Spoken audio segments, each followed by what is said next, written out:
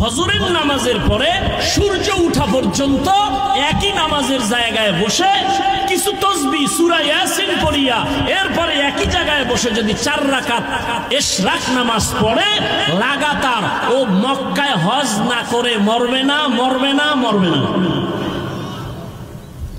হজ করার জন্য টাকা লাগবে না, আল্লাহকে রাজি করতে হবে। হজ করতে চান না? টাকা লাগবে না, কি লাগবে? ইশরাক নামাজ পড়বেন। ফজরের নামাজ যারা ফজর পড়েন এর ইশরাক কি পড়বেন? যেটির ফজর নেই এটির ইশরাক কি? যারা ইশরাক নামাজের আমল করবে 4 রাকাত লাগাতার ফজরের পরে একই জায়গায় বসে সূর্য ওঠা পর্যন্ত, সূর্য উঠলে নামাজ পড়বে, হজ না করে ওর মরণ হবে না।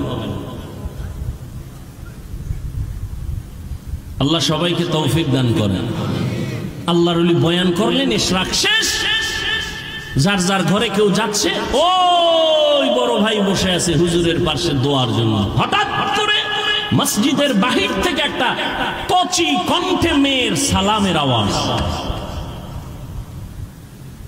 পর্দার আড়াল থেকে আল্লাহর এক বান্দি সালাম দিয়েছেন। আল্লাহর ওলি বলেন, ওয়ালাইকুমুস সালাম। কে হে মা তুমি? মসজিদের বাহির থেকে সালাম দিয়েছো। বলে, আমি এই এলাকার একজন মেয়ে, আমার আব্বা বড় গরিব, বিছানায় অসুস্থ। মেয়ে, তোমার বয়স কত? বলে, এত, বিবাহ হয় নাই। কয় না। কেন তুমি বিবাহের জন্য প্রস্তাব দাও না?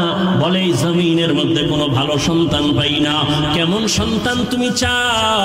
মেয়ে ডাক দিয়ে বলে, আমি এমন একজন ছেলেকে স্বামী বানাতে চাই, যেই স্বামী আমার ডান হাত ধইরা আমাকে জান্নাতের পথে নিবে। যুবকেরা খেয়াল করছো নি? নামটা পরে কমু, মোবাইলে গুগলে গিয়া সার্চ দিয়া এই ঘটনাটা ওখান থেকে বের করে নিবি, নাম সহ।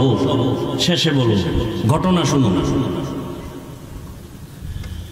ওই যুবতী মেয়েটা আল্লাহর ওলির দোয়া চাইয়া যখন বলে, মা তুমি এমন একজন যুবক ছেলে চাও স্বামী বানাইতে, যেই যুবক তোমার হাত ধরে জান্নাতের পথ দেখাবে, এরকম ছেলে আসেনি? মা এতক্ষণ কি কইলাম? আসেনি? কই? হায় মাওলার কুদরত কল্পনাই করা যায় না। বড় ভাই বসে বসে কাঁদতেছিল, তাহাজ্জুদের কান্না মালিকের আদালতে কবুল।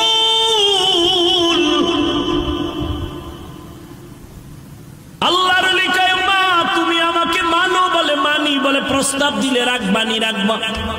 বলে, আমার কাছে একটা যুবক আছে তোমার অন্তরওয়ালা, ওই যুবক এমন একটা মেয়েকে বিবাহের বন্ধনে বউ বানাতে চায় যে তার হাত ধরে জান্নাতে নিবে।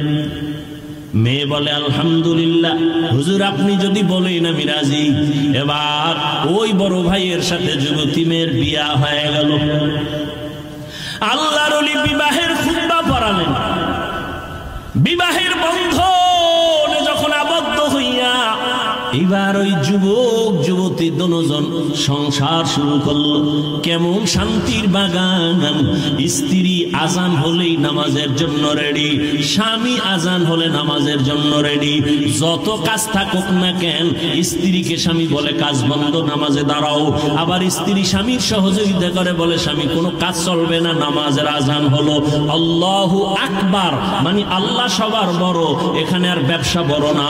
আল্লাহু